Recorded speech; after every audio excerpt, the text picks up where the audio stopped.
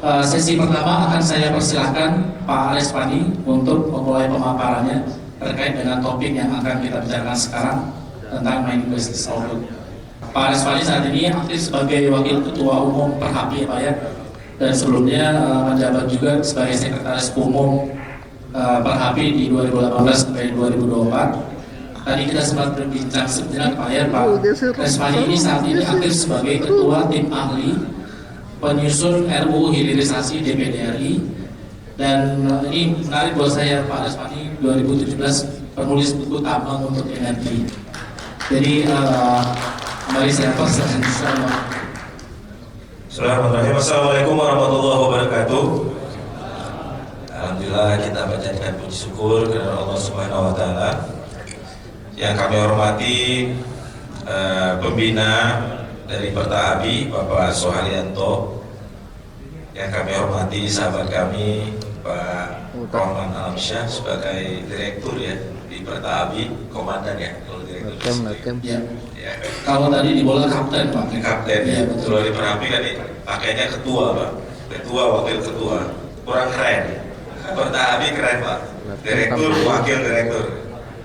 Dan sekaligus penghormatan kami kepada Wakil Direktur dari Pertahabi Pak Tri Haryanto. Saya apresiasi Perhapi diundang oleh Pertahabi sebagai saudara kandung, karena saya sama beliau kita punya sekretariat bersama ya, lintas asosiasi saling sharing. Memang akan sangat baik. Nanti sekali-sekali Pertahabi juga ngisi di Perhapi, selain kami juga ngisi di Pertahabi dan lain sebagainya. Karena tidak ada superman ya, kita harus bisa saling sharing, semua punya kelebihan dan kekurangannya masing-masing gitu Pak. Baik, yang kami hormati pula sahabat-sahabat kami sebagai pembicara dari masing-masing perusahaannya, dan terutama Pak Ruli sebagai sekjen juga ya Pak. Sekretaris regional Pak. Sekretaris regional Jabodetabek. Pokoknya saya dapat perintah dari Pak Sigit itu, bantu saya gitu, siap Pak gitu. Oke siap. Luar biasa. Jadi ini istilahnya semuanya perintah aja ya. Memang kalau direktur gitu, direction, direct. Nah, jadi harus perintah. Baik Bapak Ibu sekalian, ini sudah siang, biasanya ngantuk. Nah, tapi saya nggak pinter bantun Pak. Jadi nggak berbantun. Cuma supaya kita semangat. Saya ingin menyampaikan pembukaan dari materi ini bahwa hati-hati memang dengan situasi yang sedang berkembang sekarang, seperti air yang tenang di suatu danau tapi danaunya itu dalam. Jadi kita harus bangkit, bangun, harus jeli melihat situasi keadaan sekarang, agar Bapak Ibu sebagai ahli-ahli di alat berat maupun support jasa dan sebagainya yang terkait itu kita cermat dalam menentukan sikap, terutama dalam berusaha ya, ini karena banyak pengusaha di sini atau profesional. Nah, cuma persoalannya ini Pertahabi ini ngundang ahli kebijakan untuk ngomong outlook. Saya itu lebih banyak misinya kebijakan ini, tapi nggak salah.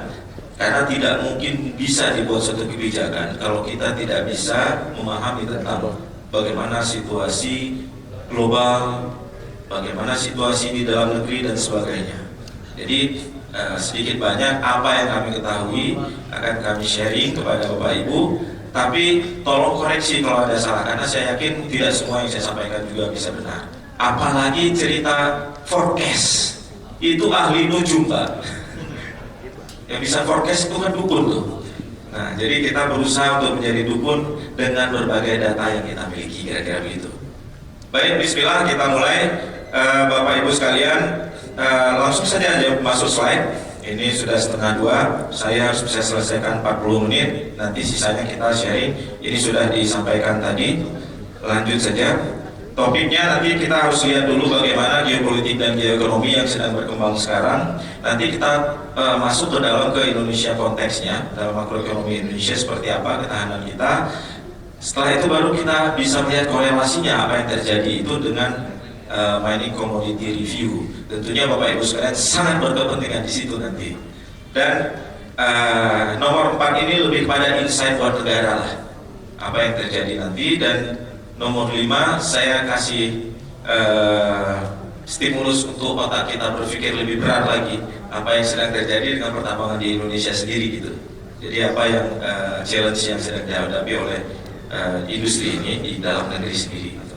Dan terakhir nanti kita coba lihat peluang-peluang di terakhir. Yang pertama, semua yang memforecast, next saja, semua yang memforecast ekonomi dunia sejak pasca COVID sampai dengan hari ini itu nggak ada yang benar. Coba dilihatkan, next, ini hanya penampakan saja. Nah, dari tahun 2020 sampai sekarang di 2024 itu garis realisasi dari forecast itu semuanya salah. Jadi condongnya, kalau kita lihat trennya dari ekonomi dunia itu condong melambat dari semua forecast gitu ya. Condong melambat. Lanjut dengan sekarang posisi pertumbuhan GDP global itu di angka 3,2%. 3,2% yang nanti di forecast, nah ini kembali lagi nih, di forecast naik tuh jadi 3,3%, slightly tipis lah. Nah, kita lihat satu-satu yang sebelah kanan ini. Jadi US sendiri sebenarnya di forecast sedikit turun di 2,8-2,7, itu roughly moderat gitu ya. Untuk negara maju cukup bagus dengan angka pertumbuhan di 2, rata-rata seperti kita lihat di Euro misalnya. Euro itu bahkan 2024 itu udah masuk di bawah 1%, di 0,8%, dengan terjadi beberapa ketidakstabilan ekonomi di negara-negara di Eropa. Dan forecastnya ini mereka sudah bisa tumbuh sedikit di 1%. Namun persoalan di Euro juga masalah populasi. Jadi populasi, tingkat pertumbuhan populasi itu tidak tinggi ya. Sekarang populasi itu kalau kita lihat di bawah, saya baru paham tadi malam habis saya lihat, emang benar saya lihat angka-angka ini India pertumbuhannya luar biasa. Ini yang dilihat dari sisi populasi sangat mempengaruhi karena indeks konsumsi di India itu juga tinggi. Ternyata India sama Cina udah salib sekarang, udah nyalip dia. 1,4 billion penduduk India, 1,429, Cina 1,411. Amazing buat saya. Karena memang di Cina itu juga tren untuk tidak menikah. Ini tadi cerita Pak Jonan. Tren untuk tidak menikah bukan hanya di Cina. Cina, Jepang, Korea Selatan, kemarin kami juga dari Korea Selatan, keluhannya sama. Dan bahkan di Korea Selatan kalau mau mengandung dikasih uang 80 juta lah kalau dalam bentuk rupiah itu. Nah, jadi insentif untuk bisa beranak. Nah, Jepang sendiri tahun kemarin dia resesi, pertumbuhannya minus. Nah, lalu India dengan pertumbuhan tertinggi di dunia kemarin di tahun 2024 di 8%, tapi pun akan terjadi koreksi. Nah, kita akan lihat pada saat 2024 negara kita itu condong stabil ya. Ini hebatnya Indonesia ini. Jadi Indonesia dan negara-negara berkembang di ASEAN itu rata-rata pertumbuhannya di sekitar 5%. Yang rendah di ASEAN itu Thailand. Nanti kita akan lihat lagi. Coba next lagi. Nah, ternyata persoalan di grafik yang sebelah kiri bawah itu, jadi resiko yang tertinggi terjadi dari indeks resiko global itu adalah resiko geopolitik. Kalau di industri sumber daya alam, tahun 2023 resiko tertinggi itu pada saat keluarnya ESG. Jadi pada saat penerapan ESG di tahun 2023 itu ESG dari top risk. Tapi sekarang ESG pun sudah tergeser dengan kondisi tensi geopolitik dan geoekonomi. Nah, lanjut lagi. Nah, ini posisi teratas dari survei pun sama dari OECD. Negara-negara ini di ekonomi juga melakukan survei bahwa konflik bersenjata dan tekanan ekonomi selalu di belakang ini menjadi tantangan yang paling tinggi, yang sudah menunjukkan efek terhadap penurunannya volume perdagangan dunia. Ini sudah signifikan. Lanjut lagi. Nah, ini Trump, ini luar biasa. Jadi kalau disebut Trump 2.0 executive orders itu adalah yang dilakukan oleh Trump pada saat periode dia saat ini. Ada lagi executive order Trump di tahun 2010-an ya, waktu Trump jadi presiden pertama pada saat itu ya, periode dia pertama.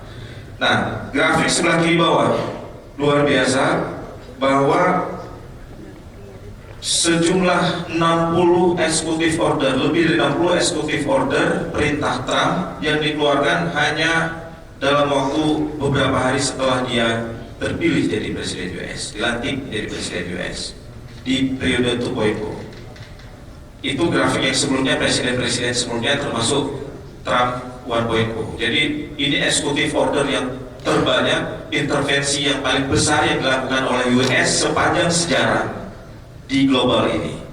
Dengan intervensi yang paling besar adalah yang beberapa yang dari 60 itu, saya sebutkan beberapa di sini. Yang pertama, US keluar dari Paris Agreement. Kau yang memulai, kau yang mengakhiri. Yang kedua, US itu keluar juga dari WHO. Dia melakukan efisiensi, tidak ingin pemborosan anggaran kepada hal yang bersifat bantuan kemanusiaan dan sebagainya. Lalu Trump juga melakukan darurat energi nasional untuk mempercepat pembangunan infrastruktur energinya. Lalu ini yang luar biasa, American First, termasuk membuat layanan pungutan tarif dari negara lain karena Trump sudah declare tarif terhadap Cina itu 10%. Itu ada barang-barang tertentu nanti dijelaskan kaitan dengan usaha kita juga ke depan ini. Lalu ada tarif untuk Kanada 25% dan tarif untuk Meksiko juga 25%. Next, dalam hal tarif tadi, ternyata Trump punya maksud juga, karena memang kita loncat aja ke slide berikutnya. Nah, di sini kita bisa lihat, kita mulai dari bawah kanan, volume perdagangan atau ekspor dari Kanada ke Amerika itu, dari total 100% ekspor Kanada itu 80%-nya ke Amerika.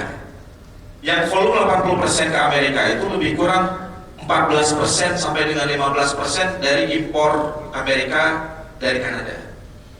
Dan jumlah yang sama terhadap Meksiko. Artinya ketergantungan negara Kanada terhadap Amerika itu besar sekali. Itulah di slide sebelumnya, mereka mau caplok Kanada. Kanada, kamu jadi negara bagianku aja udah, biar aman kamu. Gak mau, aku jadikan tarif 25%, mati kamu. Kan begitu. Nah, Meksiko juga begitu, dia udah rubah tuh nama, Teluk Meksiko diganti sama Teluk Amerika. Kanada diminta jadi negara bagiannya. Tapi besaran dari kontribusi GDP dunia dari Meksiko dan Kanada tidak sesignifikan Cina. Maka kita lihat, efek 10% dari Cina yang dikenakan tarif 10% dari Amerika itu akan berimbas luar biasa. Nah, total ekspor Cina ke seluruh negara masuk ke Amerika itu 15%, dan mereka seimbang lah. Itu sama dengan 14% dari total impor Amerika. Jadi lebih kurang, perangnya seru ini antara si Cina sama si Amerika gitu ya. Nah, apa barang-barang itu yang dikenakan tarif impor oleh Amerika itu ada di kiri bawah ya. Ada mobil, ada handphone gitu ya, komputer, maupun termasuk parts dari vehicle, baik yang electric vehicle maupun yang normal vehicle. Nah, kita lanjut dulu. Ekonomi outlook. Nah, kita lihat bagaimana situasi di Amerika. Sebenarnya ekonomi Amerika sendiri sebagai ekonomi terbesar di dunia dengan GDP lebih kurang 25 triliun US dollar versus China masih sekitar 19,5 triliun US dollar versus Indonesia 1 poin, kita masih seper-20-nya lah. Nah, ini cukup robust. Jadi ekonomi Amerika ini dengan kondisi saat ini inflasi sedang condong turun. Maka The Fed juga menurunkan tingkat suku bunga. Nah, makanya kondisi hari ini mungkin ini hal yang masih menggembirakan untuk leasing, nggak tinggi-tinggi banget lah suku bunganya kan gitu kan, masih kerat. Cuma nanti ada tantangannya di belakang, lebih berat lagi Pak. Jangan senang dulu.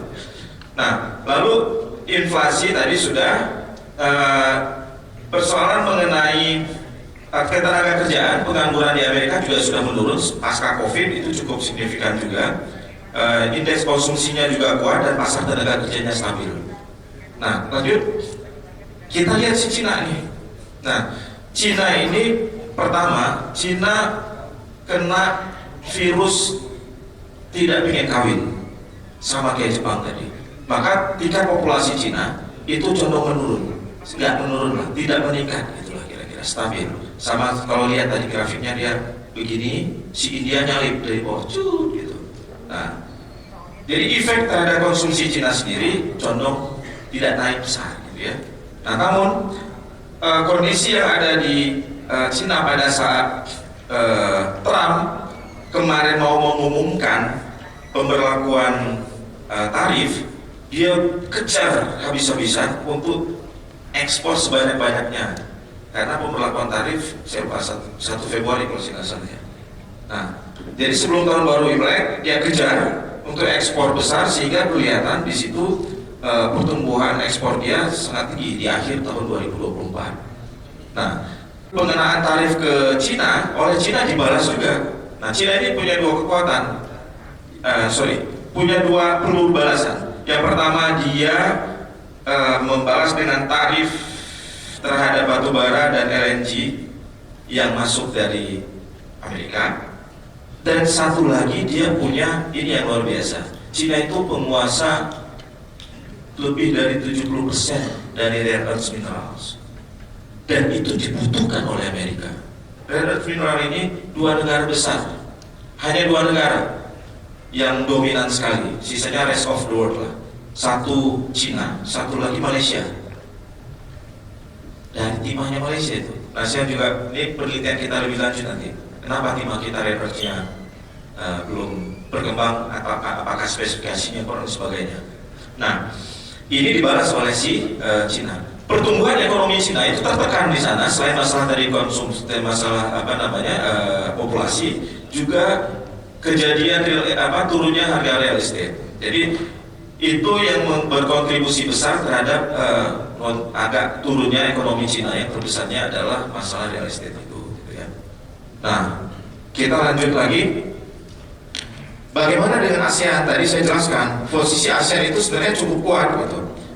Nah, sekitar 4,7% ya pertumbuhan ASEAN di tahun 2024, yang likely 4,8 diprediksi di tahun 2025. Permintaan domestik yang kuat juga faktor bagusnya pertumbuhan di ASEAN. Lalu kebijakan tarif Trump ini sebenarnya menjadi bola bisa positif bisa negatif. Tapi saya melihat dalam 1-2 tahun ini menjadi peluang buat negara ASEAN. Nanti kompetisinya masuklah kita lawan Cina, lawan Vietnam atau lawan Malaysia di dalam memperebutkan pergeseran dari supply chain manufacturing di Cina. Pada saat tarif diberlakukan, maka manufacturing di Cina itu akan mencari negara-negara yang belum kena tarif tuh. Nah, ASEAN menjadi peluang karena FDI di ASEAN ini dianggap lebih bagus buat FDI. Kita lanjut. Bagaimana konteks Indonesia? Indonesia sendiri mencatatkan pertumbuhan ekonominya sekitar 5,1-5,2% gitu ya. GDP Indonesia tadi saya sampaikan, kita tahun 2023 1,1 sampai 1,2 triliun US dollar. 2024 itu 2023 1,3, 2024 1,4 triliun US dollar. Nah, kalau kita berkaca ke belakang, ini cuma sekedar angka saya gatel melihat dulu emang berapa kita ini. Memang rendah sekali dulu. Tahun 2000 itu masih ratusan miliar US dollar saja, 165 miliar US dollar. Jadi sebenarnya Indonesia ini tumbuh secara ekonomi itu bagus gitu ya. Nah, kalau kita mau menjadi negara maju itu kita butuh GDP berapa? Negara maju GDP per kapitanya adalah 10.000 USD per kapita. Hari ini kita sekitar 4 ribu USD per kapita. Jadi kalau mau jadi negara maju, kita lebih kurang naikkan dari 1,5 triliun US dollar menjadi 3 triliun US dollar. Kira-kira seperti itu. Nah, intinya kondisi ekonomi Indonesia ditunjang dengan konsumsi yang bagus, gitu ya. Lalu depresiasi rupiah juga kelihatan sekitar terjadinya penurunan rupiah 5% lah. Pada tahun 2025 kita bandingkan dengan periode sebelumnya, itu karena memang pada saat sebelum tahun ini The Fed itu masih di angka 4,2% suku bunga gitu ya, jadi masih cukup tinggi. Nah itu jadi berpengaruh ke currency. Nah penurunan inflasi dalam 1 tahun terakhir cukup signifikan. Sebenarnya penurunan inflasi di Indonesia ini ada faktor daya beli yang rendah juga gitu. Nah ini yang harus kita cermati sama-sama. Sampai turun menjadi 0,76 itu pada Januari 25 kemarin, yang sebelumnya 3% inflasi. Lalu menekan IHK, indeks harga konsumen gitu, indeks harga, dan kejenuhan harga properti. Dan ada juga faktor diskon tarif dasar listrik untuk beberapa kategori masyarakat, itu juga mempengaruhi. Lalu next.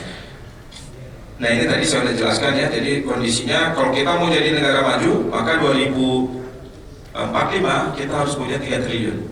Harusnya optimis lah, karena dengan pertumbuhan, kalau saya udah hitung pakai kalkulator Karsi juga benar itu. Kalau 5%, 6%, 7% pertumbuhan dengan angka sekarang 1,4, 2030 kita bisa capai angka 2 triliun US dollar, dan 2045 bahkan bisa lebih dari 3 triliun. Tapi masih kecil ya dibanding ini. Kalau untuk GDP yang bisa di atas kita, sekarang kita udah mengalahkan Belanda lah. Belanda itu 1,3, kita udah 1,4. Jadi kita bisa jajal dia nanti. Next. Nah, ini bonus demografi. Kalau kita lihat di sini angka produktif yang di tengah-tengah, yang gendut perutnya, saya yang gendut perutnya, di tengah-tengah ini sampai 2022 itu terus masih akan puncak. Sebenarnya ini kan lompat-lompat tahunnya, tapi kalau kita lihat nanti di 2030 puncak kita, baru nanti menurun mulai tahun 2045 sudah ini. Jadi kalau kita gagal 245 memang ini. Jadi saya pikir negara maju target Indonesia itu memang sudah diprediksikan berdasarkan demografi juga. Lanjut. Nah, sekarang kita masuk ke area kita. Berapa kontribusi tambang ke GDP Indonesia? 9%. Berapa kontribusi industri pengolahan ke GDP kita? 19,9%, 18, sekian persen, 19,2 sekarang ya, 19,2%. 19,2% itu bukan smelter semua, tapi ada kelapa sawit, pengolahan kelapa sawit, pengolahan seluruh industri pengolahan. Sebenarnya kalau dihitung nggak terlalu besar tuh kontribusi smelter terhadap pertumbuhan GDP. Tapi sekitar, saya punya angkanya nggak saya tampilkan di sini, sekitar 2% gitu. Semua lumayan, 2% tambah 9%, 9% ini memang udah pertambangan semua. Dulu pertambangan tahun-tahun 2017-2015 itu cuma 4%. Jadi bapak-bapak telah berkontribusi meningkatkan ekonomi kita itu lebih dari 2 kali lipat, hampir 2 kali lipat. Dan pada sektor perdagangan itu 13%, itu juga bukan hanya perdagangan sektor minerba, tapi dominan karena nilai komoditi ini nilai komoditi yang tinggi terhadap negara. Saya pernah disampaikan informal ya sama Pak Dirjen, berapa sih transaksi mineral batubara kita? Transaksi 3.000 triliun, 3.000 triliun transaksi rupiah ya, bukan dolar. Karena kalau nilai kekayaan cadangan ada yang ngitungin, kalau ditriliunkan Indonesia itu sekitar 3,9 triliun US dollar. 3,9 triliun US dollar itu sudah memperhitungkan cost dan sebagainya. Jadi kalau nilai revenue saja, saya sendiri pernah berhitung itu sampai 25 triliun US dollar. Dengan harga saja itu kalkulator semi kecil, ada analisis sedikit. Lanjut. Nah, tenaga kerja tapi kita masih kurang nih. Sektor tambang dari 140 juta penduduk yang bekerja itu kita hanya 1,2 juta orang. Tapi mungkin dengan adanya hilirisasi, industrialisasi itu sudah menambah gitu ya. Tapi pengurangan dari pengangguran dari tahun ke tahun yang terakhir saja itu sudah turun, kita dari hampir 10 juta turun ke 7 juta. Lanjut. Nah, makin mengerucut. Lanjut. Untuk mining commodity, karena saya yakin yang ada di ruangan ini yang bekerja di perusahaan batubara pasti lebih dari 70%. Maka kita mulai dengan batubara. Kenapa saya berani Pak 70%? Penerimaan negara dari sektor minerba itu 80% batubara sih Pak, penerimaan negara ya. Tax and PNBP masih Pak batubara 80%. Cuma kita jangan senang dulu Pak. Penerimaan negara yang besar itu artinya produksi kita yang besar itu memang benar kita top production atau top eksportir batubara. Berapa total ekspor batubara kita? Produksi kita kemarin 800 juta. Kita ekspor 600 juta lebih kurang ya. Yang gampangnya lebih ada angkanya di sini. 600 juta ada 800 juta. 600 juta itu sepertiga Pak dari total batubara yang diperdagangkan, sekitar 1,4 miliar ton batubara yang berdagang di dunia. Ternyata 1,4 miliar ton batubara yang diperdagangkan pun itu jumlahnya kecil sekali Pak dengan total produksi dunia. Itu grafik itu layar ini. Jadi total produksi dunia itu adalah 8,5 miliar ton per tahun. Kita suka terkecoh gitu.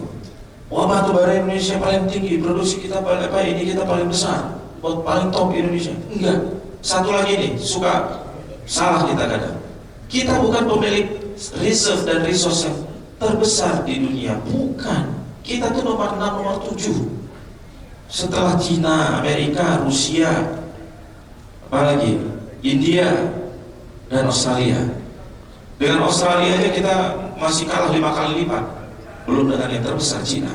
Cina, kelihatan kan di sini sekarang. Kalau besok Cina naikkan produksi, kita nggak bisa buat seminar Perta Api lagi. Nggak bisa buat seminar lagi Pak. Kalau Cina naikkan produksi tiba-tiba dengan reserve terbesar, habis kita semua. Habis Pak. Dan itu sensitif yang setiap saat. Lihat, dia konsumsi terbesar, dia juga produksi terbesar. Nah, apa yang kelihatan di sini bahwa ya kalau kita lihat pelan-pelan kita lihat ini negara-negara mana yang meningkat produksinya ya. Ini penting kita teliti ini. Kelihatan di sini Cina relatif masih stabil berproduksi dan mengkonsumsi batu baranya. Yang meningkat itu gendut di belakang Pak. Gendut di belakang tuh agak itu India Pak. Ya kan kelihatan tuh India, Cina juga masih sedikit ya. Ini si Uni Eropa mengecil, Amerika juga mengecil gitu. Nah jadi India lah yang utamanya yang kelihatan kan confirm kan. Tadi yang paling besar pertumbuhan ekonomi siapa? India Pak 2024 8% Pak. Cina 5%.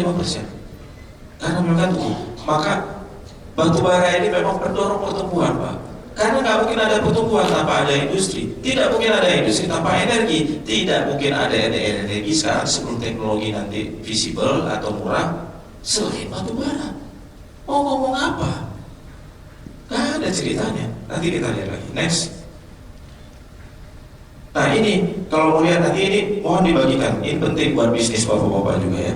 Nah ini data apa aja yang negara mana yang udah mengurangi, negara mana yang masih meningkat, berapa nilainya. Ini saya research, tadi malam saya cerita tadi Pak Rahman, suara saya agak serak. Saya suruh bikin slide sama staff saya, tapi forecast ini bahaya Pak. World Bank itu mau forecast nikel naik 18.000. Dari mana ceritanya itu bisa 18.000? Gak ada cerita forecast nikel 18.000, nanti saya jelasin. Jadi saya ganti semua slide itu Pak, termasuk ini, jadi sebagian saya riset sendiri. Aku tidur 1 jam tadi malam untuk bapak-bapak semua. Jangan sampai sesat. Iya betul, betul Pak. Kalau saya ngomong di kampus nggak peduli aku, nggak perlu data, ngomong aja cukup. Begitu kita kasih slide, ya udahlah, umum-umum aja. Bapak-bapak pengusaha, kalau aku salah ngasih data, ngasih salah hanya nelen-nelen aja yang diomongin sama World Bank, IEA dan sebagainya, habislah kita. Benar Pak. Jadi itu ya. Nah makanya nanti dibaca satu-satu analisis di sini. Aku udah tulis dengan bahasa yang gampang dicerna. Ya satu-satu tak tulisin satu-satu. Nah lanjut. Nah jadi tren harga batu bara dari kondisi ekonomi yang tadi tekanan yang paling besar bukan hanya batu bara Pak. Semua kecuali di logam mulia dan sedikit koreksi hanya terjadi di aluminium dan copper. Yang lainnya slightly turun Pak. Mana yang paling ngeri? Yang paling ngeri sebagian dari bapak-bapak suka main di situ. Namanya unnickel. Ya nikel Pak. Kalau dalam bahasa Arabnya unnickel. Jadi bapak yang bawa hadis tadi saya itu gak mau kalah Pak. Tapi saya gak hafal Pak. Mohon maaf Pak. Gak bisa saya. Nah nikel Pak, hati-hati Pak. Nah batu bara juga selalu turun. Jadi nanti akan terjadi pergeseran-pergeseran akibat tarif Amerika ini. Disrupsi ekonomi akan terjadi tuh. Mencari kestabilan lagi dia. Oh berarti ini pindah ke sini. Oh kita lihat lagi ini sini dan sebagian logistik ini itu segala macam kejadian. Bapak pikir itu.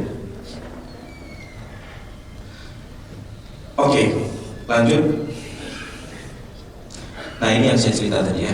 Kita lihat ya, kita 31 miliar ton, Australia 150 miliar ton, itu udah 5 kali Pak. Cina 143 miliar ton. Nah ini kita tanya kompeten person, gimana dia statementnya? Kok bisa Cina lebih kecil dari Australia? Ngeri-ngeri sedap ini, dan tipu-tipu juga nih. Ya karena AEI ini yang keluarkan datanya. Setahu saya Cina lebih besar dari Australia. Lalu Amerika, nah ini memang ngeri-ngeri Pak. Amerika itu 200 miliar ton lebih gitu ya. Rusia 162, India 100 lebih miliar, kita 31. Jadi kalau kita nggak menggalakkan eksplorasi, saya nggak bilang batu bara akan terjadi ini nanti ada slide lagi itu. Apakah realistis untuk all retirement, PLTU retirement? Kita lihat nanti. Kita lihat aja di grafik di bawah itu. Itu mereka ini si Rusia, si US, ini lucunya Cina nggak ada data di sini. Saya cari-cari kemarin nggak dapat. Malah mereka impor batu bara terus gitu. Katanya net zero emission gitu kan. Tapi ternyata nggak. Nah di grafik yang sebelumnya tadi kelihatan mana negara-negara. Memang betul si Amerika mengurangi, India menambah, Cina mengurangi. Oh ya satu lagi, Cina wajar Pak. Cina itu economic scale dari renewables-nya itu udah jalan Pak. Udah jalan. Jadi pengurangan ini dari batu bara Cina itu memang terjadi. Makanya saya bilang kalau dia gatel, iseng naikin produksi, lalu dia malah jadi eksportir, udahlah, siap-siap selesai kita. Next. Nah ini kan. Kalau retirement 2060 ini realistis nggak sih gitu? Nah, masih ini bawa batu bara. Lihat di sebelah kanan. Listrik sekarang kita itu sekitar 115 gigawatt. Kalau kita mau maju nanti 2050-2045, kita butuh 430 gigawatt. Hari ini bauran batu bara itu masih yang tertinggi Pak, sekitar berapa? 40% ya. 40% bauran energi batu bara di Indonesia. Lalu renewables itu berapa sekarang? 13%. Bukan kita agak optimis gitu. Kenapa saya katakan saya menganggap belum realistis?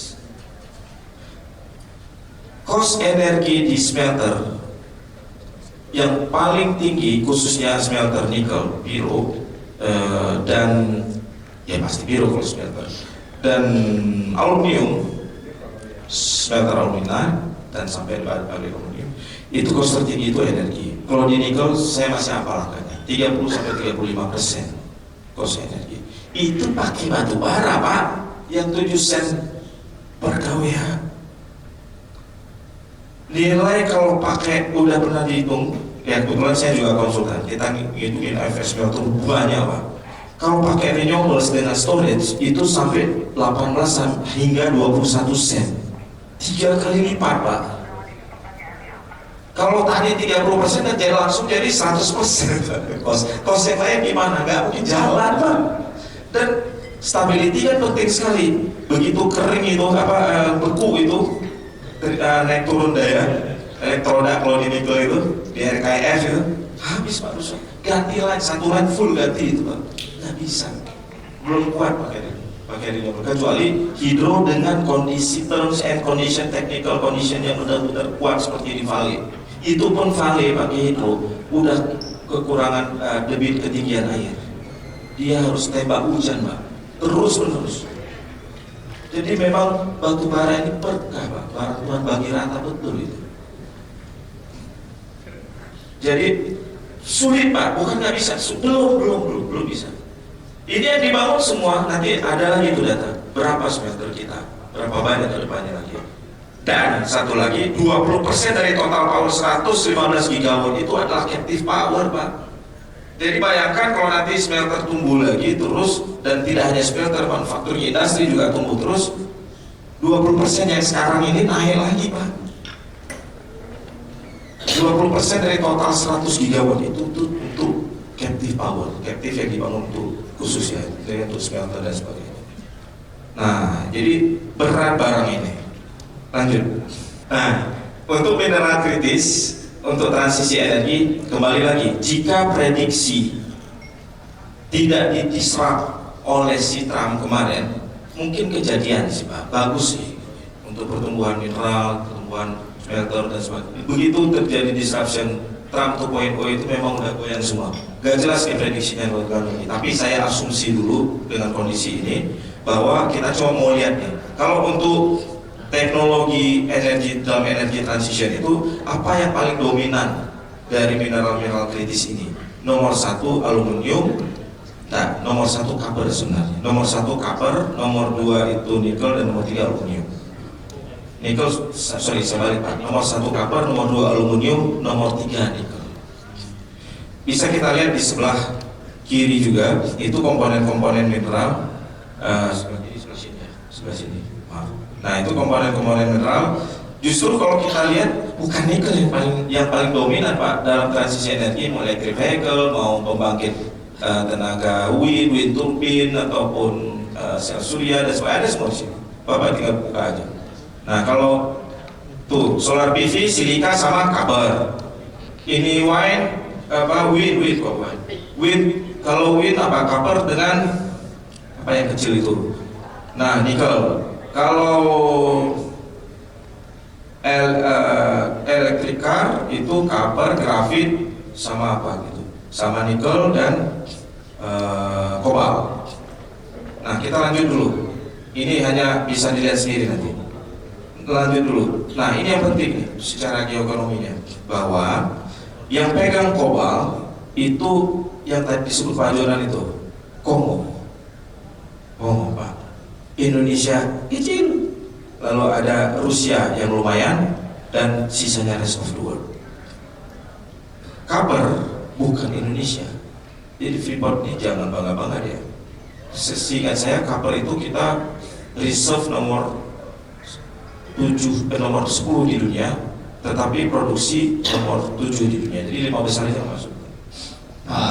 Paling 5 menit lagi Pak. Oke, kita lanjut aja kalau gitu. Intinya di sini saya mau bilang bahwa mineral-mineral kritis ini hanya sedikit negara yang memegang peranan, dan Indonesia nggak banyak di situ.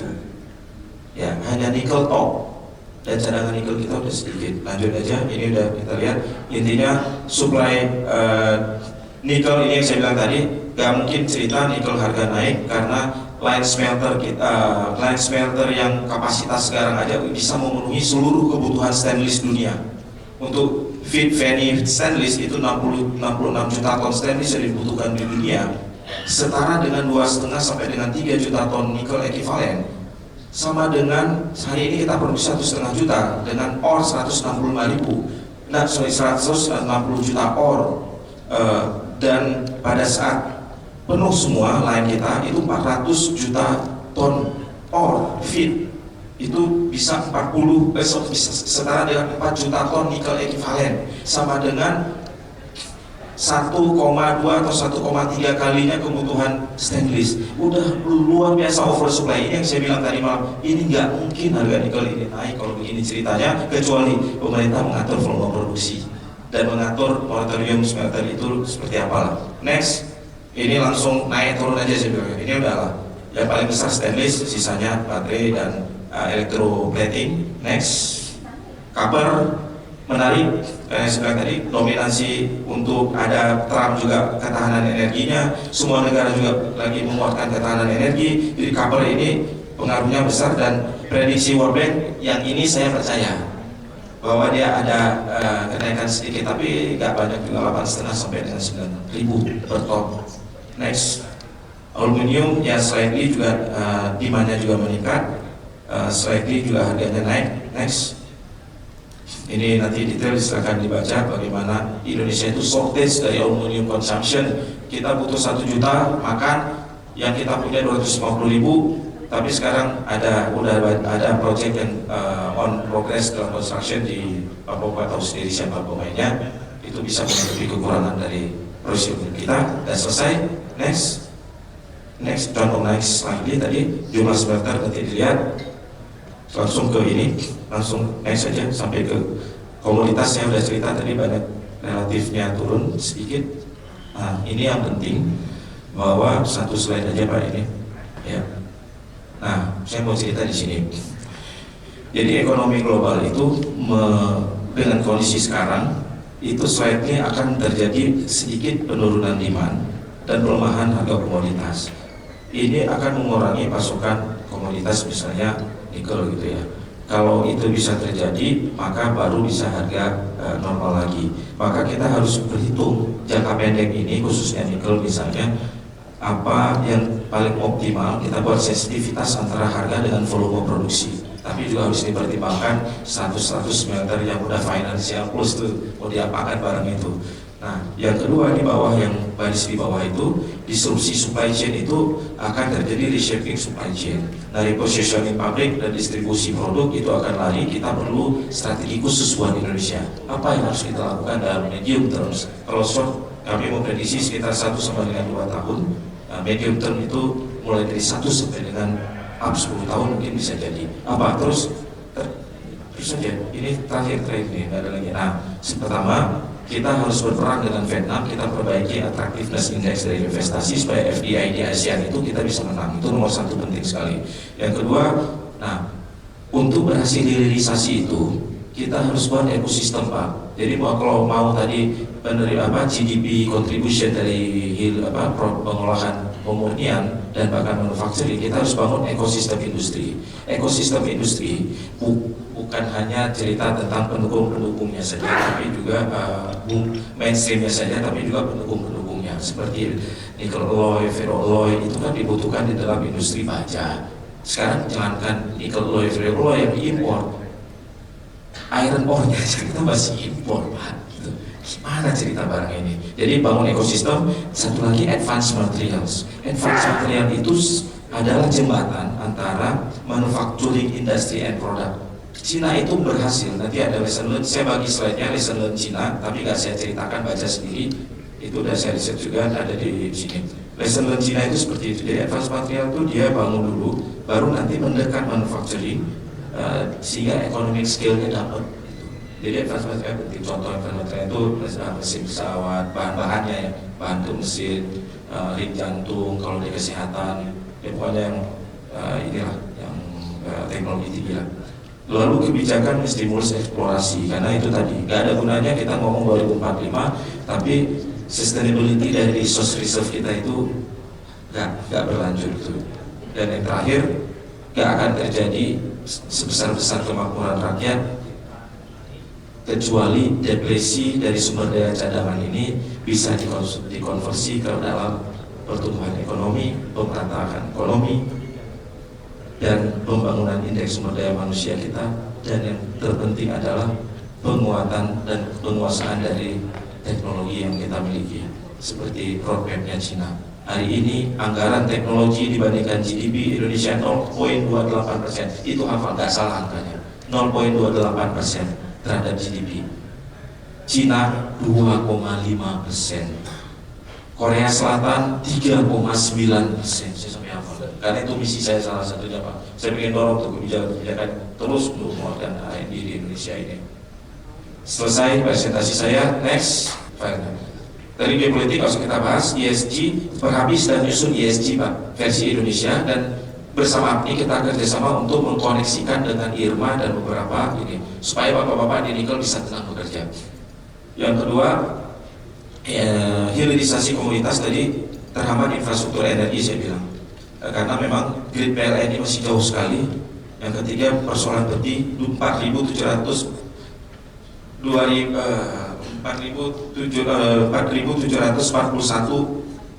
titik peti, 2.741 titik peti di Indonesia.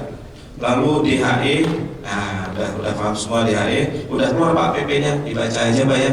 Lalu penerapan B40, nah ini saya paham sangat berat, bukan hanya masalah harga naik ke 16.000 atau belasan ribu ke atas, tapi juga persoalan barangnya mana, ya kan? Nah hati-hati nanti merumuskan ininya. Lalu revisi undang-undang minerba, bukan hanya masalah kampus sudah di ini, tapi menerima manfaat. Yang lebih berat nanti Bapak punya pengawas selain SDM. Siapa pengawas selain SDM?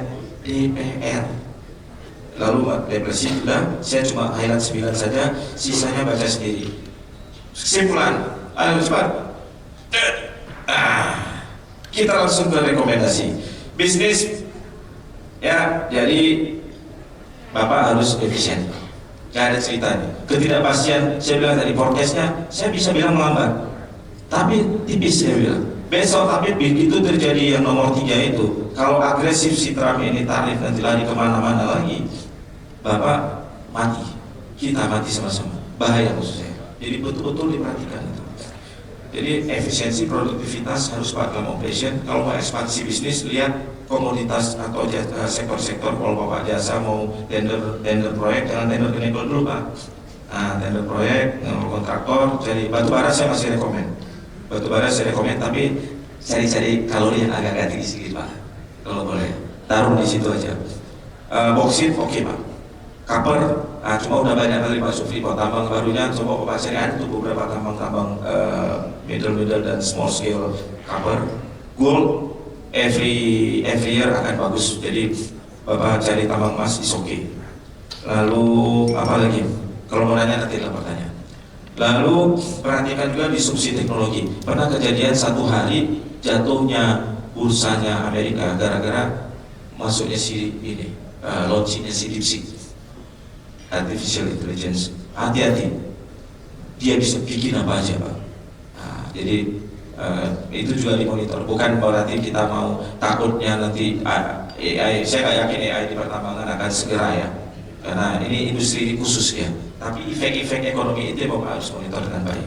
Itu saja yang dapat saya sampaikan. Mudah-mudahan tidak bosan dan mudah-mudahan dimaafkan sama bapak-bapak di sebelah kiri saya. Billahi taufiq wal hidayah. Assalamualaikum. Waalaikumsalam warahmatullahi wabarakatuh. Kita berikan aplaus sekali lagi untuk materi yang luar biasa dari Pak Lespani. Jadi materinya ini kalau saya bilang mirip kayak film horor gitu ya. Jadi awalnya kayaknya biasa tapi tegangnya di akhir gitu. Jadi saya perhatikan ini, jadi bawa-bawa sini jadi bangun gitu kan ya. Walaupun tadi banyak angka sama data gitu ya. Bapak pembicara juga cukup perhatiin. Mas Alek juga sampai bikin kopi kelas berapa tuh. Jadi langsung saja Pak Lespani kita buka ya. Boleh kita buka 3 pertanyaan ya untuk satu dari Pak Dede, kemudian ada yang berikutnya atau dari Pak Dede dulu sekarang. Ya, selamat sore Pak Lespani ya. Perkenalkan Bapak, saya Dede Sanjaya, salah satu pengurus di Pertabi dan juga di Petrosi. Pak Lespani menarik tadi yang Bapak sampaikan mengenai mining outlook. Sekadar ada yang mengkritik di proses, sebenarnya ini lebih pada kebijakan. Namun bagian dari kita semua untuk bisa dapat informasinya dari Perhapi utamanya. Pertama, kalau di era 2015 belakang, karena cukup lama saya di dunia tambang, jadi kontraktor, kalau kita bicara kontraktor ya Bapak, mining kontraktor itu cost rate-nya itu bisa membuat mendriving resources rate. Jadi biaya kontraktor itu bisa mendrive harga coal atau harga mineral resources.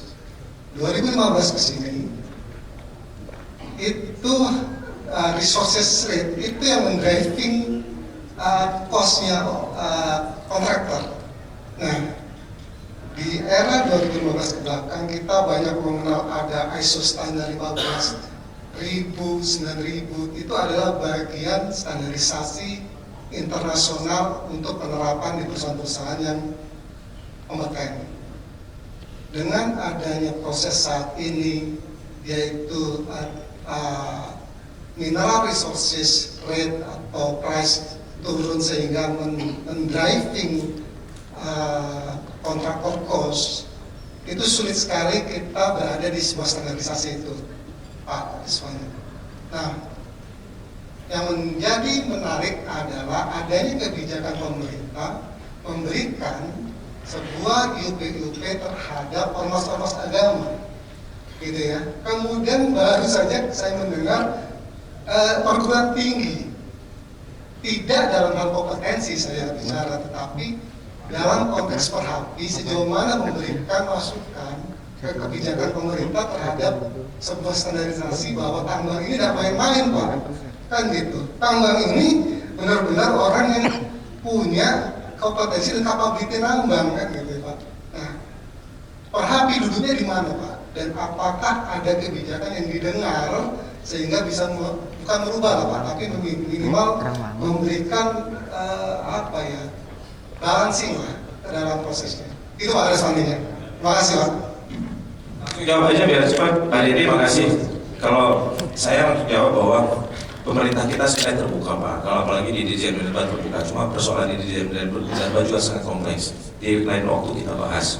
Tapi intinya masukan-masukan dari profesional sekarang diterima. Kemarin, kalau Bapak bisa sandingkan draft yang disetujui yang diketok palu kemarin di DPR dengan draft awal itu beda, Pak. Memang ada pasal-pasal yang tiba-tiba muncul. Nah, salah satu yang didengar itu perguruan tinggi. Sebenarnya yang ormas itu kesulitan, Pak. Saya itu ngomong di media udah berkeras-kerasan itu sebelum keluar peraturan pemerintahnya. Ya, hati-hati keluar peraturan pemerintah, kamu menabrak undang-undang. Pasal 75 nggak ada cerita selain BUMN BUMD. Oh, ini open legal policy, nggak ada cerita open legal policy pada saat sudah dikunci di dalam undang-undang di pasal 75. Dia buka open legal policy pada saat di pasal 4 dikatakan bahwa pemerintah berwenang untuk menetapkan prioritas. Tapi disebutkan di pasal 75 prioritas itu hanya dapat diberikan kepada BUMN dan BUMD. Itu teguran pertama, nggak didengar. Nah, bukan oleh Pak Dirjen paham. Ini udah urusan beliau. Nah, lalu untuk perguruan tinggi, masukan bukan hanya dari Perhapi, masukan dari Forum Rektor, Guru Besar, dari Perhapi. Saya sampai di DPD itu saya kepesan, ini juga aneh nih. Tiba-tiba ada rancangan undang-undang hilirisasi. Tadi saya mau tinggalin, tapi kalau kita tinggalin nanti muncul yang lebih parah, bapak-bapak kena semua. Misalnya impact-nya ada, aku ngambil alih, udah aku bersedia. Tadinya mau gimana nih? Ada Pak Irwandi, ada saya ketua timnya. Ada 2 profesor situ, Pak Irwandi sama Pak Prof. Sri Harjanto dari UI. Kita harus kawal ini, jangan sampai arahnya nanti ini aneh-aneh. DPD hanya bisa memberikan pengusulan undang-undang kepada DPR, bahkan nanti DPR lagi. Nah, tapi melalui undang-undang Minerba kemarin, DPD juga diminta pendapat. Nah, pendapat itu kita yang supply. Salah satunya yang bisa kita lakukan seperti itu. Perguruan tinggi akhirnya tidak. Jadi perguruan tinggi itu yang tadinya mau diberikan seperti ormas, perguruan tinggi membuat PT ini ya, perusahaan untuk dapat prioritas melakukan IUP pertama. Sekarang nggak gitu. Untuk perguruan tinggi prioritas diberikan kepada BUMN dan BUMD, dan perguruan tinggi nanti mendapatkan manfaat dari BUMN BUMD. Jadi tidak ada kaitan bahwa perguruan tinggi punya saham di BUMN, enggak begitu. Dia cukup dengan perjanjian. Itu contoh yang diterima salah satunya. Sebenarnya itu pun menurut saya masih salah kaprah sedikit sih. Karena kita ini bukan negara liberal. Semua sektor disuruh cari duit sendiri, nanggung resikonya sendiri, ini sendiri. Itu negara liberal. Kita kan negara demokrasi. ekonomi Pancasila. Ada sektor-sektor yang memang harus dihidupi, ada sektor-sektor yang harus menghidupi kan gitu. Lalu dipulih oleh negara lewat struktur skeletonnya APBN kira-kira gitu. Jadi Pak ada yang ini. Cuma yang paling penting tadi Pak, pokoknya ini aja masalah rate tadi ya. Nah, ya sabar-sabar sedikit lah. Ini cadangan devisa ada datanya Pak. Cadangan devisa kita itu turun 50% Pak. Saya baru tahu kenapa ini dipaksa betul ini efisiensi potong anggaran ini sekalian DAD ini sekalian. Saya tadi malam tuh saya cari semua data-data itu. 50% turun dari sebelumnya. Memang berat. Apa boleh dikata? Silakan dilanjut Pak. Baik, terima kasih Pak Arismani. Berikutnya pertanyaan kedua.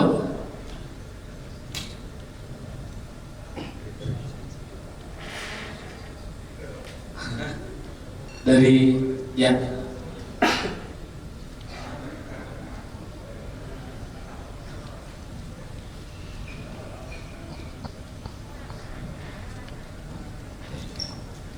Assalamualaikum warahmatullahi wabarakatuh. Selamat siang, terima kasih. Saya Hafiz Pradana. Saya mau tanya Pak, terkait dengan kan ini ada peraturan baru terkait dengan penempatan 100% DHE SDA mulai 1 Maret 2025 ya Pak ya. Nah di kalangan para kontraktor ini, apalagi Bapak dari Parhapi, ini seperti apa ya para kontraktor ini, dimana kan tadi sudah disampaikan banyak ekspor kita dari batubara dan juga kami juga dari kontraktor mining. Nah ini dari segi global dalam arti di Indonesia seperti apa outlooknya Pak? Terima kasih. Nanti pas baca peraturannya, setahu saya itu memang ada beberapa masukan itu lintas asosiasi bahkan sudah ngasih masukan ke DEM. Waktu itu saya nggak ikut Pak, karena kaitannya ke pengusaha kan. Nah setelah pengusaha bapak-bapak pergi itu batu bagus ke situ balik, saya datang ke ruangannya. Kita ngomong di situ. Nah, tapi lebih kurang intinya fleksibel. Itu kan lebih bagus Pak. Berhapi independen. Dengerin Perhapi kan lebih bagus, makanya saya bilang ke lintas asosiasi, bapak-bapak yang pengusaha kalau ngasih masukannya kasih masukan sendiri, itu kan kepentingan bapak. Beda kalau yang ngasih masukan independen. Tapi intinya ada fleksibilitas Mas, nanti coba dilihat. Kalau untuk membeli barang modal yang tidak ada di Indonesia dan semuanya ada kata-katanya, itu masih diperkenakan, diambil dari situ. Untuk bayar penerimaan negara, untuk bayar apalagi ada kriterianya, dibaca saja peraturannya. Lalu kalau dikonversi ke dalam rupiah itu juga bisa. Memang teknis mengenai agreement dengan buyer jadinya nanti banyak tantangan, tetap banyak tantangan lah. Ya, nanti dibaca ya detailnya, saya nggak hafal. Fleksibilitas apa saja yang diberikan, tapi yang jelas negara memang lagi mencoba untuk menebalkan cadangan devisa. Tujuan itu cuma dua dia, satu menjaga currency, makanya tadi dengan rupiah dia tetap bisa dicairkan. Satu lagi untuk menebalkan cadangan devisa. Tujuannya itu aja Pak, nggak ada lain, cuma dua itu. Baik, mungkin satu lagi ya pertanyaan kalau masih ada. Oke.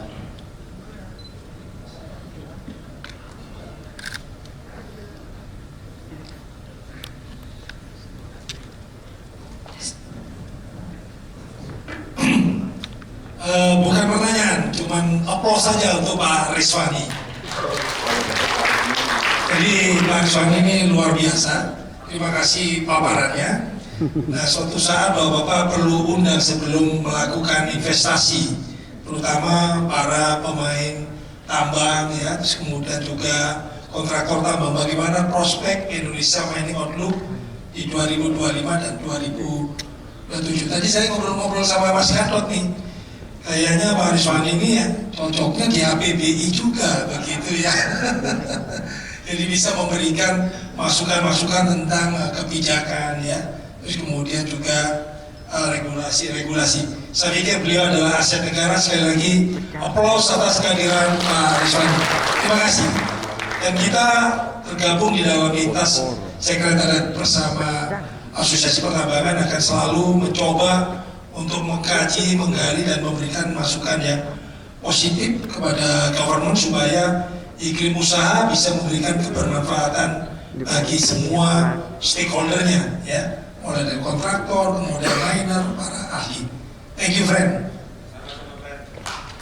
Baik, terima kasih Pak Rohman. Baik Bapak Ibu, tadi seperti yang diinformasikan oleh Pak Resmani, beliau kebetulan ada agenda lain, jadi akan pamit dulu. Bila kita ini dulu ya, penyerahan plakat dulu Pak Resmani. Ya. Bapak masih ditemani sama saya. Baik, terima kasih Bapak Resmani. Untuk itu, untuk pemberian plakat akan diserahkan oleh Bapak Suharyanto dan ditemani atau didampingi oleh Bapak Rohman Alamsyah serta Bapak Sigit Pamungkas. Kami persilakan dan mohon izin untuk setelah ini foto bersama Bapak Resmani.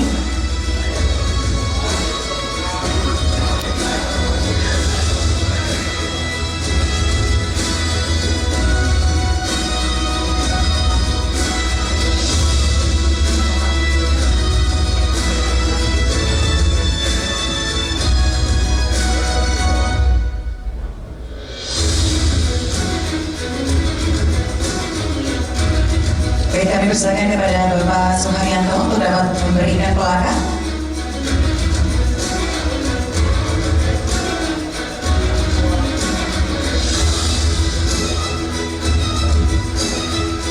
Dan selanjutnya Bapak Rohman Alamsyah untuk dapat memberikan sertifikat.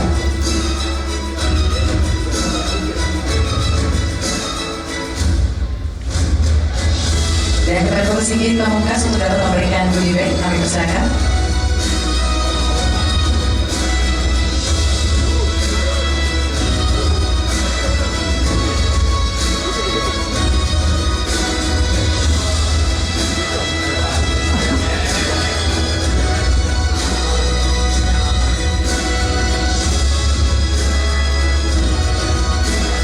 Baik.